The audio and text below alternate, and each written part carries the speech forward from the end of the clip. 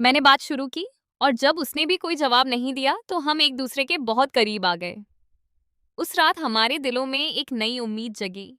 उस रात के बाद हमारे रिश्ते का मिजाज बदल गया।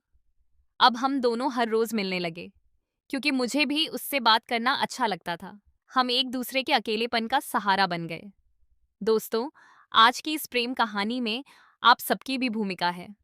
आज मैं आपको अपने जीवन की एक सच्ची घटना के बारे में बताने जा रही हूँ, जिसने जीवन के प्रति मेरा नजरिया बदल दिया।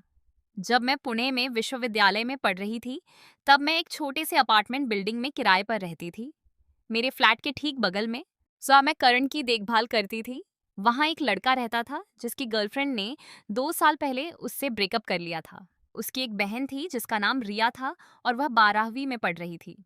वह अपनी बहन के साथ अकेला रहता था। मुझे संगीत और गिटार बजाना आता था, इसलिए कर्ण अक्सर अपने गिटार, फोन या म्यूजिक ऐप की छोटी-मोटी समस्याओं के लिए मुझे बुलाता था। शुरुआत में ये बिल्कुल वैसा ही था जैसे एक पड़ोसी दूसरे पड़ोसी को डेट पर बुला रहा हो।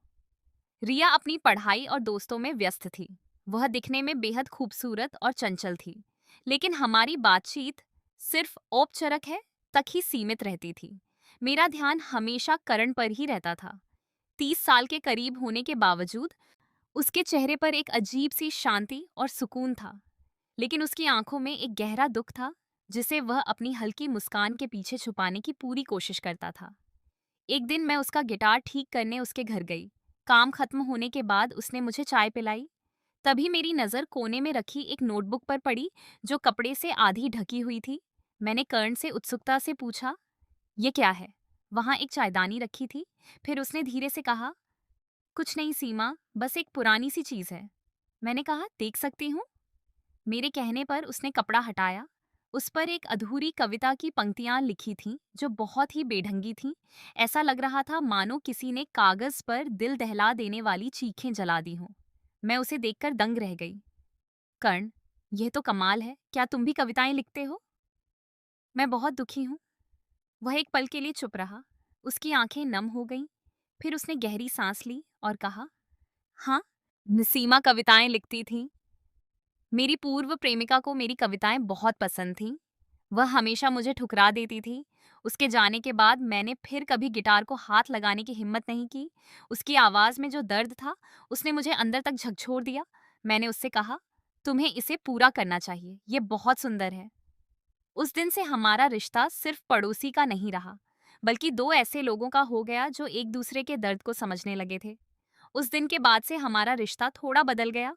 वह कभी-कभी मुझे फ़ोन करता और हम इधर-उधर की बातें करते। कुछ हफ्तों बाद रिया अपने स्कूल ट्रिप पर 1 हफ्ते के लिए नयनतारा गई। तुम करंगहार में बिल्कुल अकेली थी और मुझे तुम्हारा अकेलापन महसूस होने लगा था। एक शाम उसने मुझे फ़ोन किया और कहा, "सीमा, क्या तुम फ्री हो? मुझे बाजार जाना था, कुछ सामान खरीदना था।" दिए मैं खुद को रोक नहीं पाया। हम दोनों अपनी-अपनी बाइकों पर बाजार गए। वह एक दुकान पर गया और कुछ घरेलू सामान खरीदा। फिर वह एक स्टेशनरी की दुकान के सामने रुका और बोला, "चलो वहां चलते हैं।" अंधेरी वहां गई और एक बच्चे की तरह शब्दों और कागज को देखने लगी। सालों बाद उसकी आंखों में ऐसी चमक देखी। उसने कुछ नोटबुक और नए शब्द खरीदे। मैंने कर्ण से पूछा, "क्या तुम फिर से कविता पढ़ना शुरू कर रही हो?" उसने कहा, "तुम्हारे शब्दों ने मेरी तारीफ की है, मैं कोशिश करूंगी।" उसकी मुस्कान देखकर मेरे दिल को एक अजीब सी शांति मिली। जब मैं घर लौटा तो समाता मेरे कंधे पर सिर रखकर बैठी थी। मुझे थोड़ी शर्मिंदगी हुई, लेकिन मैंने कुछ नहीं कहा। मैंने सोचा शायद उसे कुछ मीठा खाने की जरूरत है। उस रात उसने मुझे खाने पर बुलाया। उसने कहा, "ऐश, तुमने मुझे सालों बाद खुशी दी है। ये छोटा सा खाना उसी के लिए है।" जब मैं उसके घर पहुंचा तो उसने बड़ी मेहनत से खाना बनाया था। हम दोनों खाने की मेज पर बैठे बातें कर रहे थे। उसने मुझे अपने ब्रेकअप, अपनी प्रेम कहानी और अपने पूर्व प्रेमी के साथ बिताए दिनों के बारे में बताया। मैं चुपचाप उसकी बातें सुनता रहा। खाना खाने के बाद जब मैं जाने ही वाला था, अचानक पूरे इलाके की बिजली चली गई। चारों तरफ घना अंधेरा छा गया। बाहर तेज हवा चलने लगी और बारिश की बूंदें खिड़की पर पड़ने लगीं। कर्ण अंधेरे से निकलकर मेरे पास खड़ा हो गया। मैंने अपने फोन की फ्लैशलाइट जलाई। उस हल्की रोशनी में मैंने उसके चेहरे पर एक अजीब और बेबसी का भाव देखा। उसने कांपती हुई आवाज में कहा, "सीमा, मुझे बहुत अकेलापन महसूस हो रहा है।" उसने अचानक मेरा हाथ कसकर पकड़ लिया। उसके हाथ एकदम ठंडे थे। वह लगभग सिसकते हुए बोला, जब से मेरे पति अपनी प्रेमिका के घर गए हैं या घर बनाने जा रहे हैं, मेरा दिल बंजर जमीन जैसा हो गया है, जिसमें कोई उम्मीद नहीं बची। तुमसे बात करने और तुम्हारे साथ रहने के बाद मुझे थोड़ा उदास। उसने कहा, जमीन पर बैठ जाओ, मैंने तुम्हारे लिए भी चाय बनाई है। मैं चुपके से रसोई में गई और जब बाहर आई तो उसने मुझे चाय का एक कप दिया। हम दोनों बालकनी पर खड़े थे, लेकिन हमारे बीच एक अजीब सी खामोशी छाई हुई थी।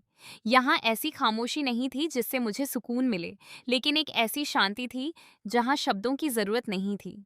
आखिर में उनकी तारीफ करने के बाद मैंने पूछा, किरण राड का क्या हुआ? उन्होंने मुझे बीच में ही रोक दिया। मेरी आंखों में देखते हुए उन्होंने कहा, सीमा राड का क्या हुआ? उन्होंने अपने दिल में दबी कोई भी निराशा नहीं छिपाई। तुमने मुझे कुछ ऐसा दिया है जिसे मैं भूल गई थी। तुमने मुझे खुद पर यकीन दिलाया।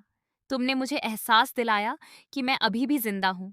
उनकी बातें सुनकर मेरे दिल का सारा गुस्सा और अपराध बोध गायब हो गया। उस दिन हमने कोई वादा नहीं किया था।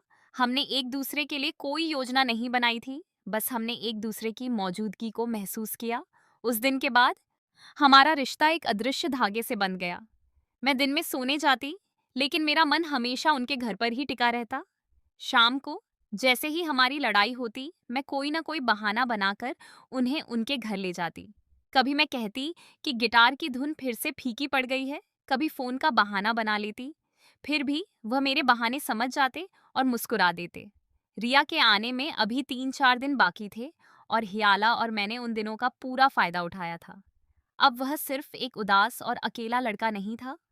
मैंने उसे फिर से खिलते हुए देखा। उसने अपनी अधूरी ताकत को फिर से भरना शुरू कर दिया था।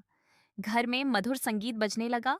वह मेरे लिए नई नई चीजें बनाता और हम साथ में खाना खाते।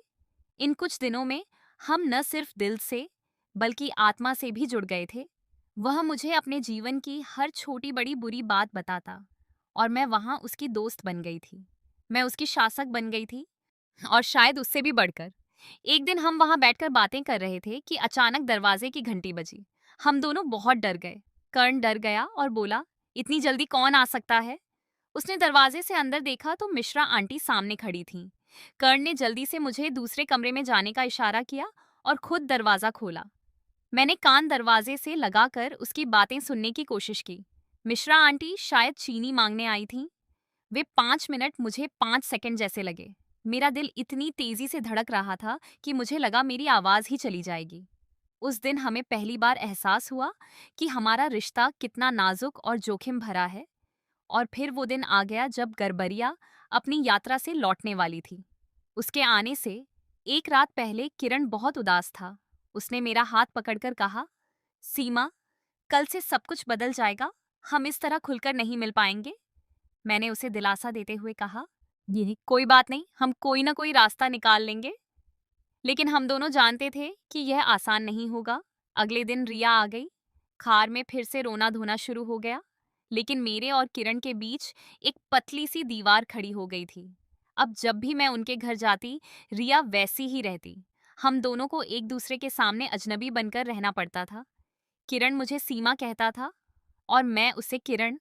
लेकिन हमारी आंखें एक दूसरे से वो बातें कह देती थीं जो शब्दों में कहना मना था। जब भी रिया कमरे में नहीं होती, वह चुपके से मेरा हाथ छू लेता या मुझे प्यार भरी निगाहों से देखता। ये छोटे छोटे पल हमारे जीने का सहारा बन गए। कभी कभी जब रिया अपने रिश्तेदारों के घर जाती थी तो वह मुझे फोन करता था। उसने छुप छुप कर मिलना जुलना बंद कर दिया था और वह जल्दबाजी में पनपा रोमांस हमारे रिश्ते को और भी गहरा और मदहोश कर रहा था। अब मुझे इस रिश्ते की आदत हो चुकी थी। शायद यह आदत अब प्यार में बदल रही थी। मुझे नहीं पता था कि हमारा रिश्ता क्या था, लेकिन मैं इस पल को खोना भी नहीं चाहती थी। कृपया कमेंट करके बताएं कि आपको ये कहानी कैसी लगी। आगे क्या हुआ यह जानने के लिए पार्ट 2 का इंतजार करें, जहां हमारा नाजुक रिश्ता और भी बड़े खतरे में पड़ जाएगा।